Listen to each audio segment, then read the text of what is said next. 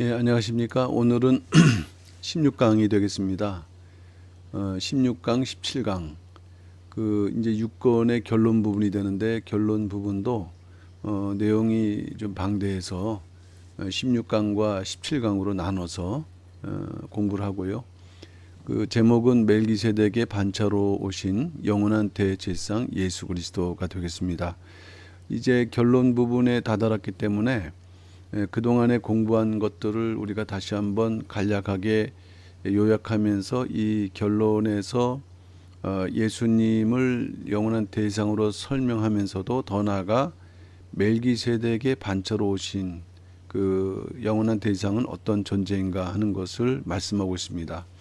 그러니까 휘선 박윤신 목사님께서는 이제 이 6권의 이 결론적인 면에서 많은 부분을 말씀하시지만은 그러나 특별히 우리로 하여금 이 멜기세덱의 이 반차가 그 구원의 역사 속에 흘러가고 있다 하는 것을 또 이제 언급하신 거라고 말씀할 수 있겠습니다. 일단 우리가 구속사 시리즈를 통해서 공부를 하다 보면은 이 구속사 시리즈의 중요한 세 가지 키워드를 지난번에 말씀드렸는데, 구속사, 그다음에 언약, 그리고 족보라 그랬습니다. 족보. 그래서 구속사 시리즈는 세 가지 중요한 족보죠. 창세기의 족보, 그다음에 예수 그리스도의 족보. 이것은 마태복음 1장하고 누가복음 3장의 족보를 3권에서 5권까지를 다루고 있습니다. 그리고 6권, 이것은 대제사장의 족보가 되는데, 어떻게 해서 대제사장의 족보가 되느냐? 실제로 역대기 1장에서 9장에는 족보가 나옵니다. 역대기의 족보. 역대기의 족보의 중심이 6장이 되는데, 이 6장이 바로 대제사장이 중심이 된다는 것입니다. 결국에는 예수 그리스도의 구원의 역사가 이제 어떻게 성취됐는가를 이 족보를 통해서 이제 입증해 나가는 과정인데, 그 중에서 또 대제사장으로 오신 예수 그리스도의 구속 경륜이 어떻게 성취되었는가 하는 것을 이제 성경은 말씀하고 있고, 그것을 이 6장에서 다루고 있을 때 이 저자께서는 이 부분을 이렇게 밝히시고 있는 것이죠. 그러니까 대제사장, 예수 그리스도는 대제사장이다 라는 것을 이제 결론적으로 말씀하는 과정 속에서 우리는 역사 속에 나타난 대제사장의 역사를 공부했죠. 77대. 그 역사가 사실 모든 그 믿음의 역사는 아니었습니다. 그렇지만 참 모든 일에 우연이 없다고 성경에선 7이라는 것은 이제 완전수거든요. 77대. 우연하게 맞춰진 역사가 아니라 그래도 하나님께서 섭리하시고 또 지켜보시면서 완성된 역사라는 것을 우리는 이 의미 속에서도 이제 찾아볼 수 있는데요. 이러한 역사를 통해서 결국 누가 주목됩니까? 예수 그리스도가 주목되는 것이죠. 대제사장이라는 것을 증거해야 되고, 근데 더 나아가서 이제 멜기세덱이라는 그런 반차가 있음을 말씀하면서 그 반차로 오신 예수 그리스도를 증거하는데, 히브리서 4장에서 10장을 통해 갖고 9가지, 거기다가 이제 결혼 부분까지 치면은 이제 한 10가지의 주제를 가지고서 이 예수 그리스도의 이 제사장으로서의 예수 그리스도를 증거를 하고 있습니다. 히브리서는 그 당시에 그 기독교로 이제 전향한 유대인들이 다시 박해가 오면서 다시 유대교로 돌아가려고 할 때 그 과거 옛 언약, 아론의 그러한 구약 율법에 관계된 그 언약보다 우월하시고 참된 언약 제사장이 있다라는 것을 이제 증거하면서 그 히브리서는 이제 이렇게 증거가 되고 있습니다. 그 가운데 중요한 멜기세덱이라는 아주 어렵고 신비로운 존재에 대한 것을 예수님과 연결하면서 결국 그 예수님이 대제사장으로 오시는 것, 더 나아가 멜기세덱의 반차로 오신다는 것은 영원 전부터 약속되어 있고 예정되어 있다 하는 것을 이제 말씀하는 내용이 되겠습니다. 그러면 이러한 내용으로 우리가 오늘 16강 멜기세덱의 반차로 오신 영원한 대상 예수 그리스도, 오늘 그 이제 절반만을 공부하게 되는데요. 하나씩 하나씩 어떤 내용으로 진행되어 있는지를 살펴보도록 해보겠습니다. 아담 타락 이후 인간이 하나님 앞에 나갈 수 있는 방법은 제사이다. 아담이 타락을 했죠. 그리고 에덴 동산에서 쫓겨났다. 근데 다시 하나님께 나가는 방법입니다. 이 제사라는 것은 이 에덴 동산에서 쫓겨났었을 때 다시 하나님께 나가는데 누가 나갔습니까? 가인과 아벨이 어떤 방법으로? 제사의 방법으로 나갔다. 엄밀히 말하면 제사에는 제물이 있어야 하고요. 그 다음에 성소가 있어야 되고 제사장이 있어야 된다. 그런 면에서 가인이 드렸던 제물, 또 아벨이 드렸던 제물이 있었고 그들이 드렸던 장소가 성소가 됐으며 또 그들이 제사장이 되었다는 것입니다. 그런데 이 중에서 아벨의 그 제사만 받으셨는 것처럼 제물은 정결한 짐승만을 드려야 된다. 그리고 하나님께서 명령하시기를 제사장 또한 레위 지파 중 아론의 자손들을 성별해야 된다라고 이렇게 말씀하는 것처럼 그냥 자기가 원한다고 해서 이렇게 하나님 앞에 제사 드릴 수 있는 것도 아니고 나갈 수 있는 것도 아니었습니다. 가인의 예물이 연락되지 않는 것처럼 오늘의 예배도 그럴 수 있다는 것이죠. 근데 이건 더 나아가서 구약에서 아무리 하나님의 명령으로 제사를 드린다 할지라도 제물과 성소와 이 제사장은 근본적으로 죄를 완전히 속할 수 없는 한계가 있다. 이것을 말씀하면서 완전히 속하는 그런 제사는 있는가? 이런 이제 질문을 던지는 것이죠. 거기에 누가 등장합니까? 예수 그리스도. 예수 그리스도께서는 이 제사, 구약의 그러한 제사라는 그 구도, 관점에서 볼 때는 모든 것을 충족하시는 분이다. 흠없는 제물이며 온전한 성전이시고 큰 대제상, 삼력을 하시는, 그래서 완전한 제사함을 이루시는 분이라는 것이에요. 이러한 역사가 구속 역사다. 그러니까 이러한 부분을 절대로 빠뜨릴 수가 없는 것이죠. 예수 그리스도께서는 온전하고 흠없는 자기 몸을 들이시되 단 한 번으로 영원히, 이게 중요한 부분이에요. 히브리서에도 한 번으로 영원히 영원한 속죄를 이루시는 제사, 그런 속죄제물, 화목제물이 되었다는 것입니다. 모든 죄를 한 번으로. 구약 때는 죄를 질 때마다 제사를 드렸는데 한 번으로 영원한 구속이 확보되는 제사가 있고 제사장이 있다. 하나님 앞에 나갈 수 있는 길이 열렸다라는 것을 이제 히브리 기자는 이렇듯 이제 대제사장, 예수님이 참 대제사장이라는 것을 증거하면서 말씀하고 있는 것입니다. 그러니까 얼마나 이 인간의 죄의 문제를 이렇게 완벽한 구원의 역사로 우리에게 설명하고 있는 내용인가 하는 면에서 대단히 중요하죠. 말씀드렸던 대로 이제 히브리서를 우리가 인용하게 되는데 히브리 기자는 그 당시 동족의 박해를 이기지 못해서 유대교로 돌아가려는 유대인들에게 격려하는 그러한 면이에요. 그 중에서 이제 멜기세덱을 인용하죠. 그리고 멜기세덱을 인용하면서 이 예수님도 제사장인데 이 예수님은 대단히 우월하다. 구약에 너희들이 돌아가고자 하는 유대교 그 형식보다 더 우월하다라는 것을 증거하면서 가지 못하도록. 그래서 예수님은 제사장일 뿐만 아니라 대제사장이었다. 사실은 얼마나 이게 새로운 말씀이었고 그 당시 입장에서 볼 때는 놀라운 말씀일까요?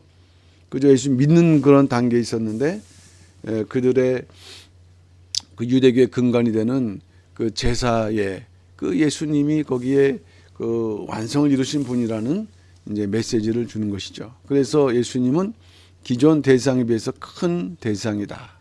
큰 제사장이다. 크다. 헬라어로 메가스인데 으뜸이다. 위대하다. 탁월하다.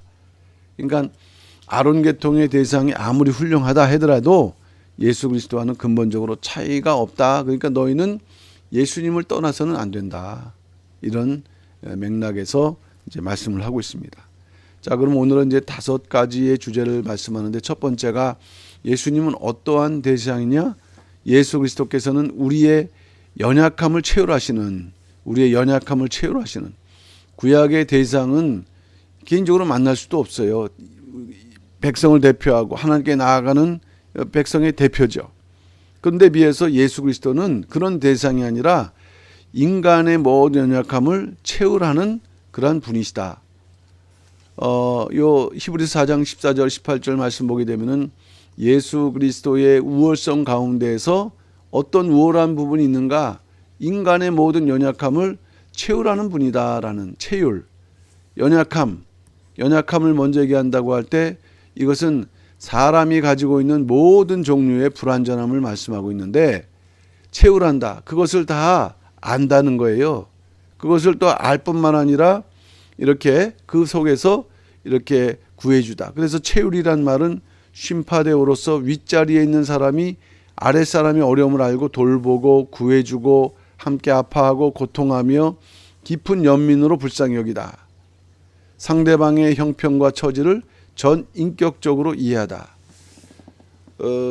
어쩌면은 이러한 그 공감, 이러한 그 이해를 통해서 상대방이 스스로도 치유가 될 수 있지만은 그러나 그런 정도가 아니라 이렇듯 채울하신 하나님께서는 더 큰 능력으로 이렇게 상대방을 구해주고 돌보고 구해주시는 이제 그러한 역사가 있다고 할 때 이 구약의 대상과는 너무나도 차이나는 그러한 대상이 바로 인간의 그 연약함을 채우라는 대상이시다라는 말씀을 하고 있습니다.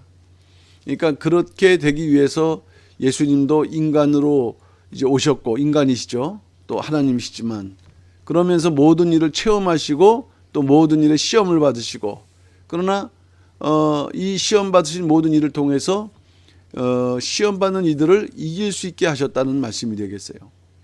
히브리서 2장 18절 자기가 시험을 받아 고난을 당하였은즉 시험 받는 자들을 능히 도우시느니라. 때때로 시험은 연약한 자들이 받는 거지만 그러나 예수님께서는 연약하시기 때문이기보다는 이와 같이 그 연약함에 있는 자들에게 이길 수 있는 길을 이렇게 도우심의 길을 주시기 위해서 이렇듯 채울하시는 그러한 제상이셨다. 그동안 그 구약의 대상 중에서 이러한 제상은 한 사람도 없었다는 거예요. 그런데 예수 그리스도는 우리 연약함을 다 아심으로 우리가 예수님께 모든 것을 구하든지 간에 다 구할 수 있는 큰 대상이시다. 이런 하나님의 역사가 있다는 것을 이 히브리 기자는 이제 첫 번째로 그 예수님이 구약 대상에 비해서 우월하고 탁월한데 이렇듯 우리의 그 상상 비교 안 될 정도로 이런 문제를 채울하시는 분이다. 두 번째는 예수 그리스도께서는 대상의 자격을 갖추신 분이다. 그러니까 구약의 그 자격은 아론 지파에는 안 되는 것처럼 물어보지 않겠습니까? 아니 예수님이 레위 지파냐라고 물어볼 거예요. 그렇지만은 다른 각도에서 자격을 갖추신 대상이다. 절대로 자격의 문제가 나온다 할지라도 문제가 될 것이 없다. 자격을 논하고 있습니다. 두 번째로 대상은 하나님의 백성을 대표하죠. 홀로 지성소에 나아가서 제사를 드리고 죄를 속하고 또 하나님의 백성이 하나님과 바른 관계를 갖도록 인도하는 직분이라고 할 때 바로 이러한 모든 자격들을 그대로 갖추신 분이시다는 말씀이 되겠죠. 일단 가장 중요한 부분은 대상의 자격 조건 두 가지 중요한 조건이 있는데 첫 번째는 사람이어야 된다. 사람 가운데서 취함을 입어야 된다. 사람. 왜 그럴까요? 대속의 문제가 있기 때문입니다. 사람의 죄를 대신 속한다. 그러니까 상대방의 죄를 이렇게 그 죄를 갖다가 이렇게 그 걸머질 때 그 사람의 죄는 속해지면서 대신 그 죄를 대신 감당하는 그러려면은 사람이어야 된다는 말씀이에요. 그래서 예수님은 사람의 모양대로 오신 게 아니라 사람으로 오셨다는 것을 아셔야 돼요. 하나님이셨는데 사람이셨다. 이것이 신비죠. 신성과 인성. 사람의 모양대로 오신 것이 아니라 사람으로 오셨다. 말씀이 육신이 되셨다. 그래서 예수님께서는 사람이셨기 때문에 육체로 계셨고 또 육체로 계실 때 또 하나님께 심한 통곡, 눈물, 간구, 소원 그러면 중재자 또 대속자로 오신 분이 당신의 그러한 서러움을 이렇게 통곡, 눈물, 간구, 손을 올렸겠을까요? 인간의 모든 그러한 조건을 이렇게 이제 걸머지시고, 그러니까 우리가 상상할 수 없는 지경입니다. 예, 이러한 그 구원의 역사가 있기에 우리가 예수만 믿으면 구원받는 길이 열리는 것이에요. 그러니까 이러한 예수님의 역사를 우리가 모르고 신앙생활하는 것과 또 그렇지 않고 신앙생활하는 것은 근본이 다르죠. 자녀가 부모의 심정을 헤아릴 때 철드는 것처럼 이렇듯 우리가 말씀을 통해서 예수님의 깊은 심정을 헤아릴 때 진정한 좀 더 성숙한 성도로 성장하는 그런 원리가 있는 것입니다. 또 하나의 조건은 하나님의 임명을 받았느냐. 구약의 말씀 보면은 레위지파인데 하나님의 임명을 받았느냐라는 것에 대해서 의문점을 제기하는 사람이 있을 수도 있다. 분명히 아론과 자손들은 하나님의 부르심을 받았습니다. 예수님도 스스로 제사장이 되신 것은 아니다. 그러면 내가 영원히 멜기세덱의 반차를 쫓는 제사장이라고 할 때 내가 예수님이죠. 그러면 이러한 명령이 이제 언제 있었는가라는 것을 이따 우리가 이제 말씀을 하겠는데, 어쨌든 예수님께서는 하나님의 임명을 이제 받으셨고 멜기세덱의 반차를 쫓는 제사장이 되셨다. 대상으로서 예수님께서는 순종함을 배워서 온전하게 되셨다라고 히브리서 5장 8절 9절을 말씀을 했는데, 이 구절을 보게 되면 아니 배우셨다는 얘기는 그러면 모르시는 순간도 있었는가?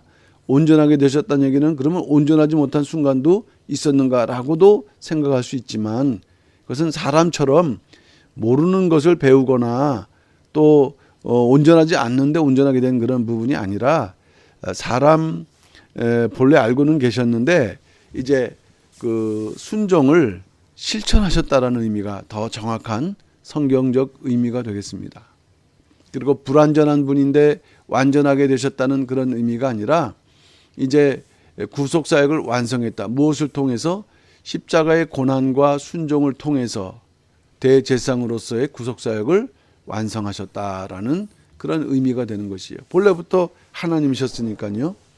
어느 순간부터 하나님이 아니라 본래부터 하나님이셨고, 그래서 사람이 되셨지만은 이렇듯 그 자체는 이제 완전하신 분이었다. 이런 면에서 이제 지금 자격을 말씀하고 있는데, 이러한 순종을 통해서 자기를 순종하는 모든 자들에게 영원한 구원의 근원이 그 구원의 길을 여시는 그런 역사 있고요.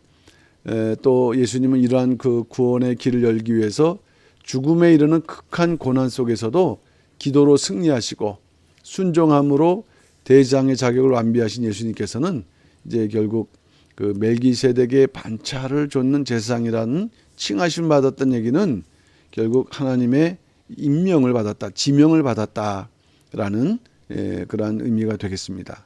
그러니까 이 자격의 문제를 논의할 때 분명히 아론 지파, 아론 그 자손들과 같이 하나님의 명령에 따라서, 하나님의 지명에 따라서 제사장이 된 분이기 때문에 자격상에 이제 문제가 없고, 그리고 그 이제 중보자로서 골고다에 승리하신 예수님께서는 지금도 자기 백성의 구원이 완성될 때까지 대제사장으로서의 중보의 기도를 쉬지 않는 그러한 면에서 예수님께서는 이와 같이 그 자격을 갖추신 분이라는 것을 이제 입증을 하고 있습니다.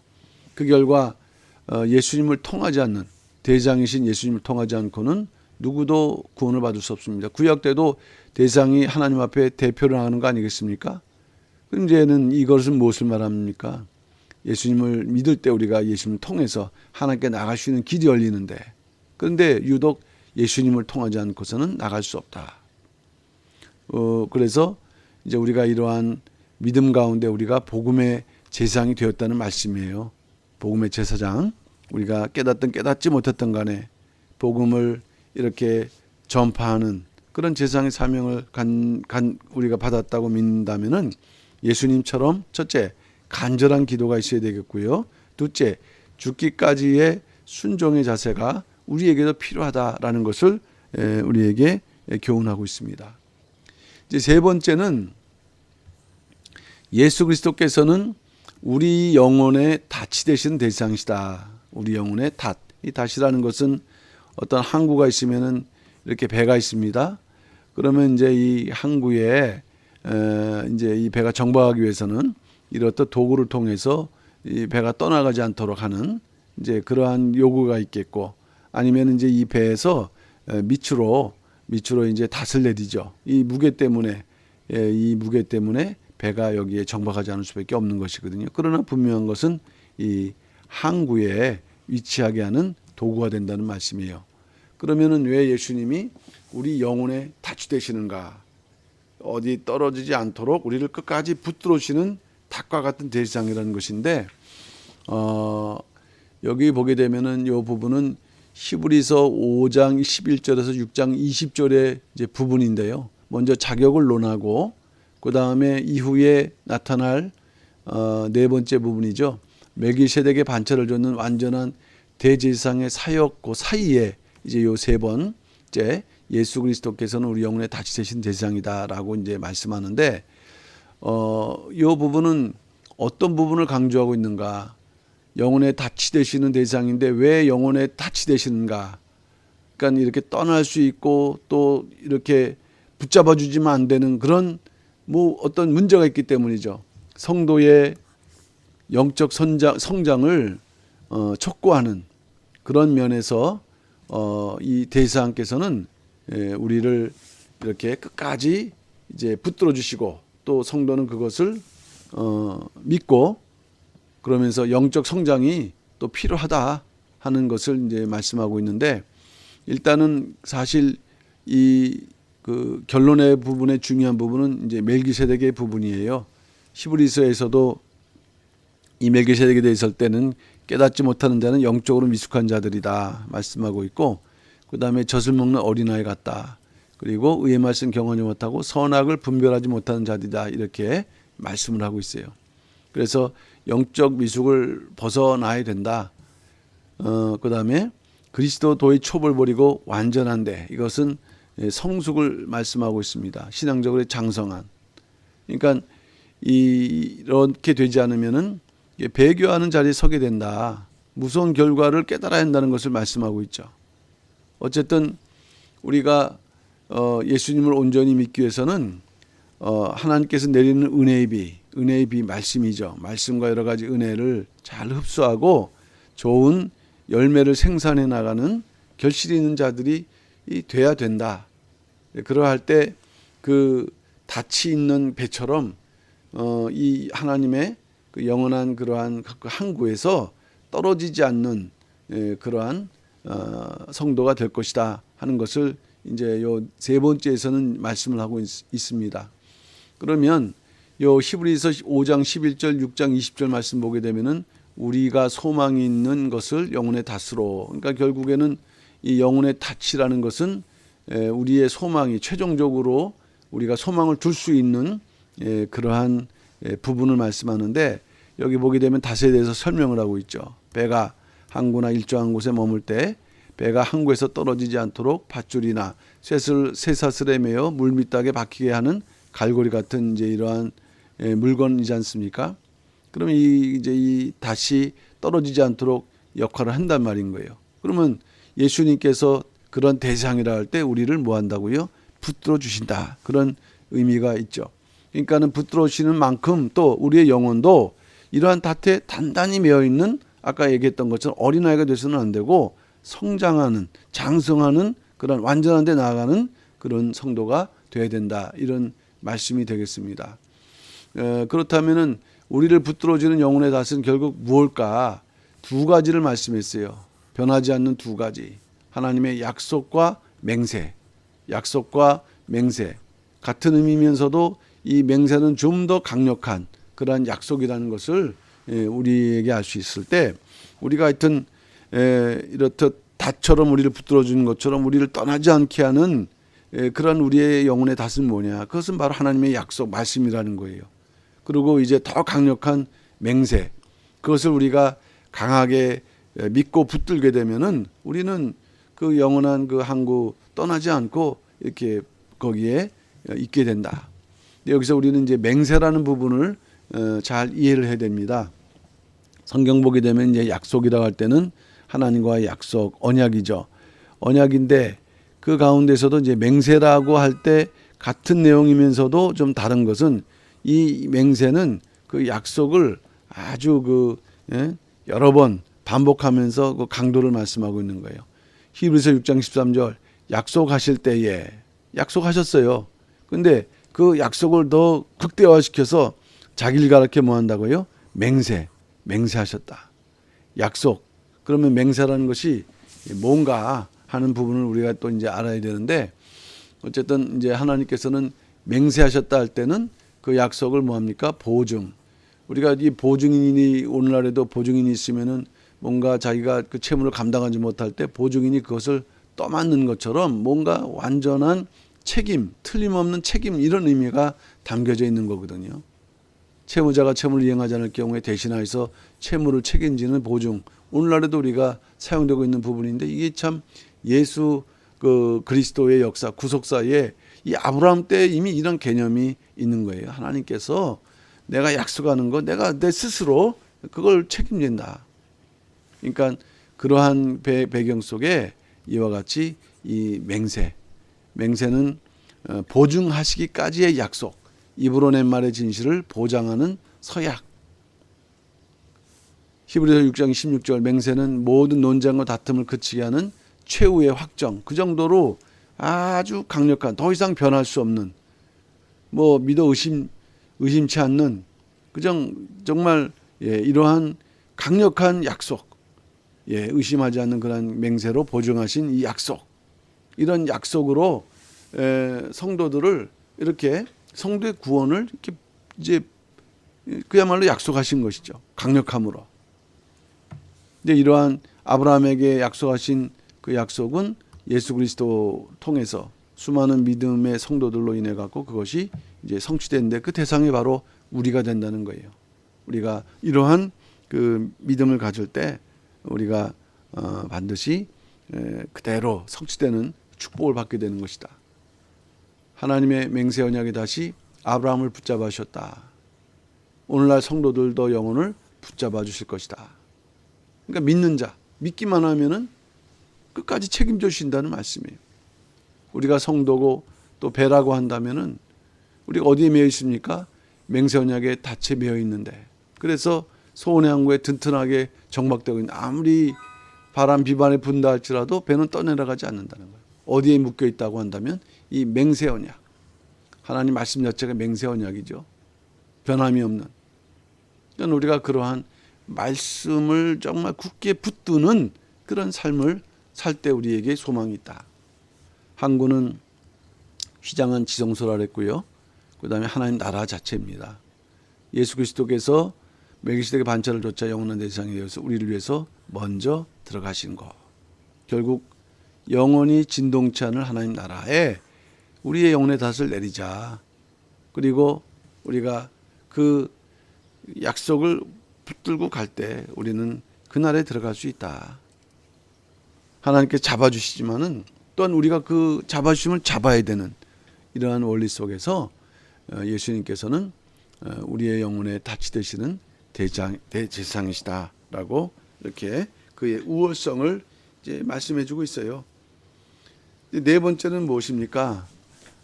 예수 그리스도께서는 멜기세덱의 반차를 좇는 별다른 대상이시다. 여기 보게 되면 이제 멜기세덱 존재, 반차, 별다른 이런 의미들이 우리에게 이해가 되죠. 레위 지파의 아론의 후손들과 다른 또 우월한 그 의미 속에서 이 멜기세덱이라는 역사가 있는데, 멜기세덱은 그 창세기 14장에 나와 있는 이미 제사장이었어요. 신비로운 인물인데 그게 이제 예수님하고 연결되는 거죠. 히브리서 7장 1절에서 28절 말씀 보게 되면은 예수님은 대상으로 오셨는데 레위 지파를 따라오신 것이 아니라 멜기세덱의 반차를 좇아오셨다.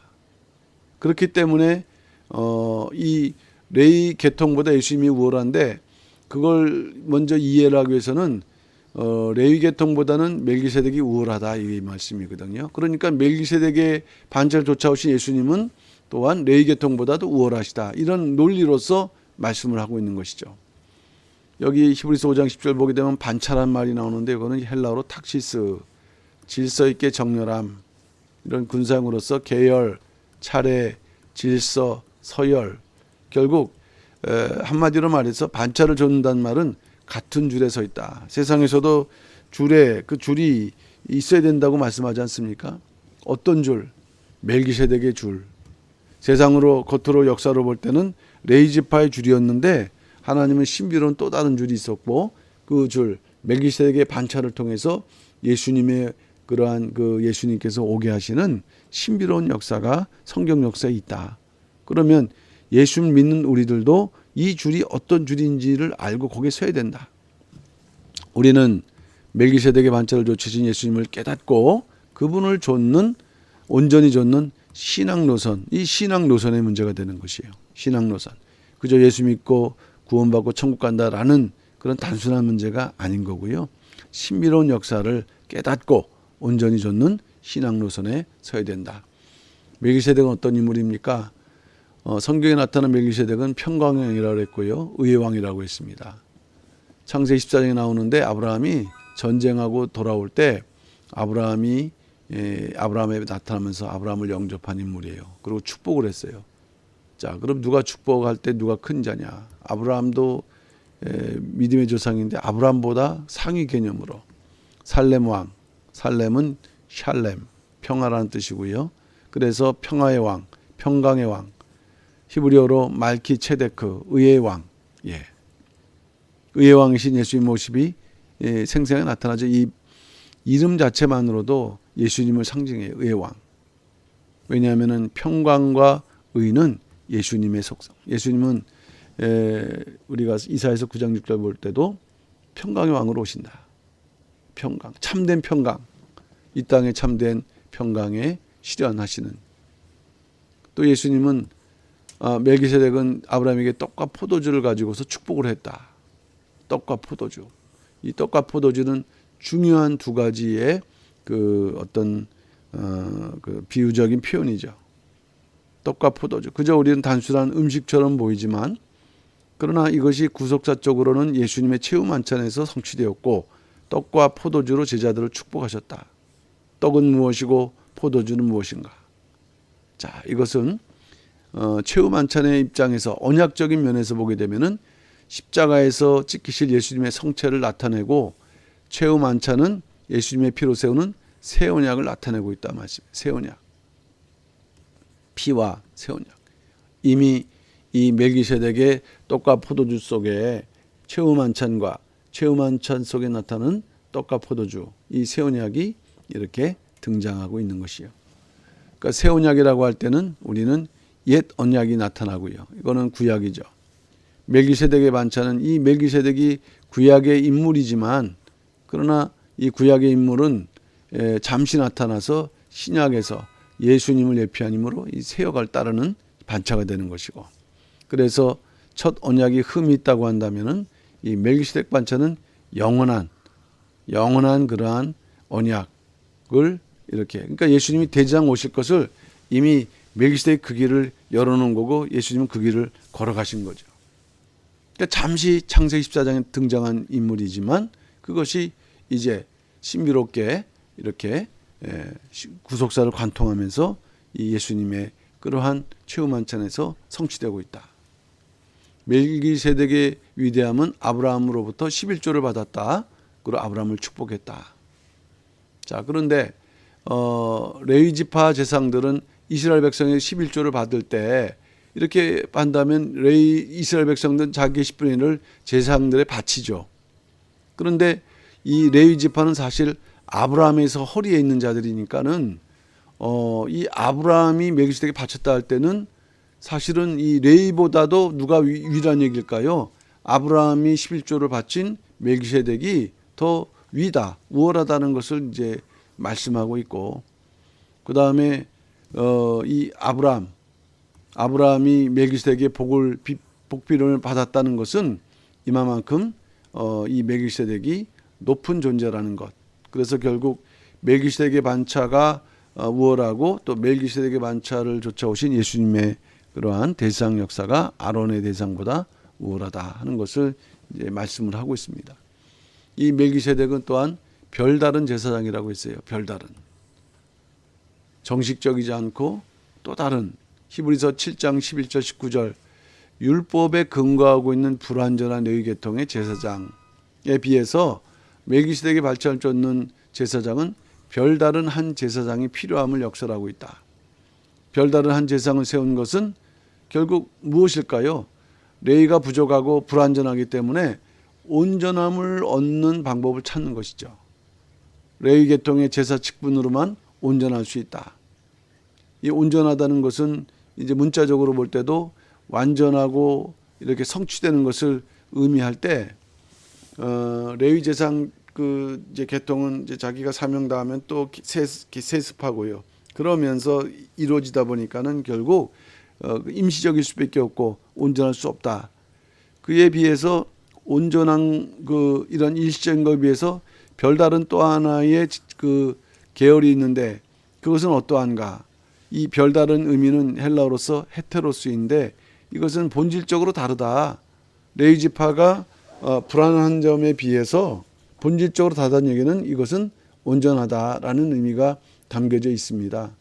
그러면 여기서 별다른이라는 의미는 뭐냐면은 별다른 일단은 기준은 그 아론 계통이죠. 레위 지파 아론 계통. 그러니까 아론 계통과는 다른 그런데 어느 지파냐? 유다 지파였어요. 이거는 사실 상식적으로 이해가 안 되는 것은 예수님 제사장은 무조건 레위 계통인데 유다 지파에 오신 예수님이 또한 제사장이다. 그러다 보니까 예수님을 별다른 제사장이라고 한다. 구약 대상은 레위 지파 아론의 후손을 통해서 세습되었으나 하나님께서는 사람이 기도와 다르게 유다 지파를 통해서 참 제사장 오는 길을 갖다가 열어주셨고 그래서 히브리서 7장 14절에서도 주께서 유다로 추천하신 것이 분명하다. 근데도 제사장이다. 대신 별다른 제사장이다. 이런 말씀이 되겠습니다. 이 레위 지파가 아닌 유다 지파에서 한 제사장이 일어날 것에 대한 예언은 시편 110편 4절이에요. 메시아가 멜기세덱의 관절을 쫓아 영원한 제사장으로 오실 것에 대한 예언은 시편 110편 4절. 예수 그리스도의 그 제사장직은 스스로 오신 것도 아니고 인간적인 계통도 아니라 하나님의 주권 속에서 이루어진 언약의 성취. 뭔가 이러한 그 계통이 필요하기에 겉으로 그 당시 역사 속에서 인간들을 구원하시면서도 뭔가 우리에게 보이신 그렇지만 근본적으로 이 땅의 죄의 문제를 해결하기 위해서는 예수님이 제물이시지만은 또 제사장이시는 그 길을 이미 하나님께서 이렇게 멜기세덱으로 그 강권적인 주권 역사 속에서 그 길을 이제 이루게 하신 것이죠. 유다 지파는 멜기세덱의 관절을 좇은 새로운 제사장이 자기 지파에서 일어날 거라고 생각 못했고 레위 지파도 마찬가지예요. 그러면 왜 이런 비밀스러운 그러한 그 질서 순서를 통해서 오게 하셨는가? 여기에는 항상 구속사의 반대가 되는 사단의 방해가 있기 때문이다. 언약의 우선 예수 그리스도께서 이 땅에 오시는 길을 가로막는 사단의 방해가 틈타지 못하게 하시려는 하나님의 신비롭고 오묘한 섭리로 우리가 이해하면 되겠습니다. 둘째, 별다른. 이것은 예수 그리스도께서는 무궁한 생명의 능력을 조차 되신 별다른. 그러니까는 율법 제사장이 된 그러한 레위 지파의 제사장들은 이러한 그 무궁한 생명의 능력이 아니에요. 그 당시 그 죄사함이 있지만은 예수님은 무궁한 능력, 무궁한 생명의 능력, 신성이 있으시기 때문인 거예요. 무궁한 생명의 능력으로 이제 인간들을 무궁한 생명의 능력으로 이끌어 가시는 그러한 대제사장이시다. 예수님과 멜기세덱을 비교해 볼 때 멜기세덱을 이렇게 설명합니까? 아비도 없고 어미도 없고. 그러면 예수님은 아비도 있지 않냐, 어미도 있지 않냐 하지만 실제로 그렇지 않습니까? 예수님은 부정모열, 다시 말하면 요셉이 친아버지가 아니에요. 성령을 통해서 잉태되셨기 때문에. 그리고 어미도 사실은 인간적인 관계 속에서는 어머니시지만은 그냥 예수님의 이제 그 이 땅에 오시는 그러한 그 이제 길을 여시는 그러한 존재였던 것이죠. 그러니까 결국 실제로 마태복음과 누가복음 3장에 예수 그리스도의 족보가 기록되어 있었지만은 사실상은 예수님도 족보가 없으신 뭐냐면은 이게 낳고가 아니라 나신이라. 그러니까 그 어떤 부정모열 인간의 어떤 그 족보를 통해서 오신 분이 아니시므로 예수님도 그 삶 자체가 아비도 없고 어미도 없는 그러한 멜기세덱의 모양새로 오셨다는 것이에요. 그러니까 결국 이처럼 예수님은 그 대상이신데 멜기세덱의 반차를 줬는 그러한 별다른 대상으로서 대단히 우월하신 분이다라는 것을 입증하셨고, 마지막 다섯 번째로 예수 그리스도께서는 이제 맹세 언약의 영원한 대상이시다라고 말씀을 하고 있습니다. 다섯 번째, 영원성.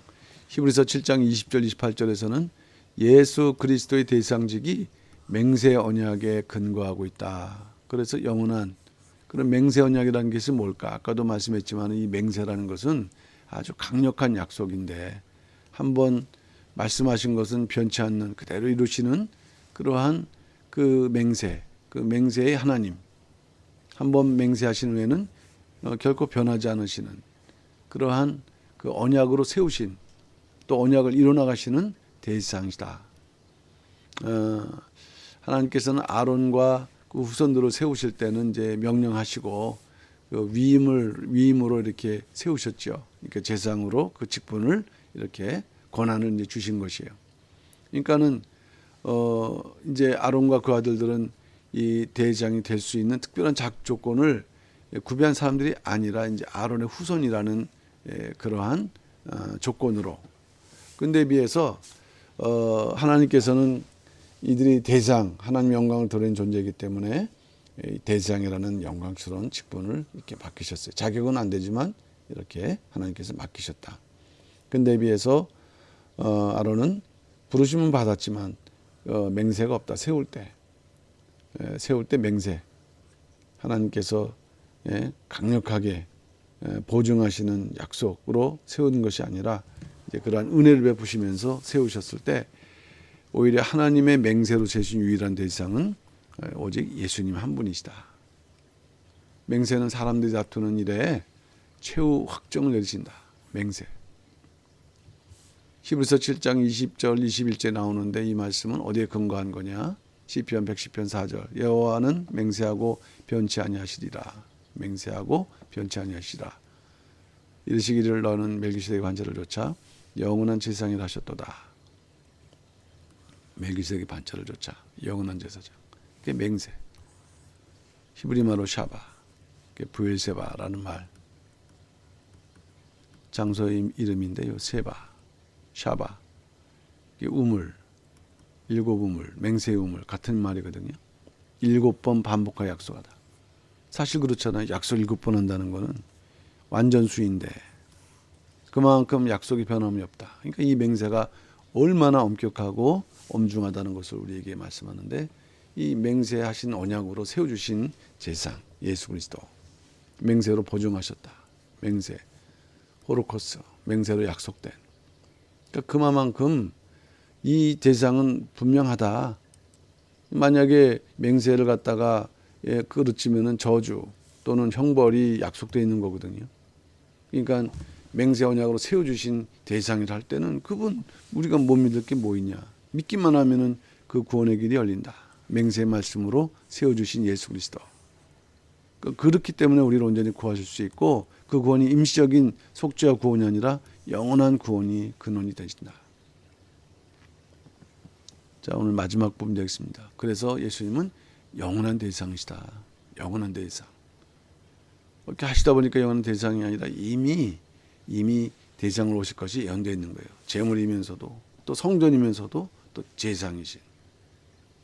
삼력을 다 이루시면서 하나님의 온전한 구원을 이루시는.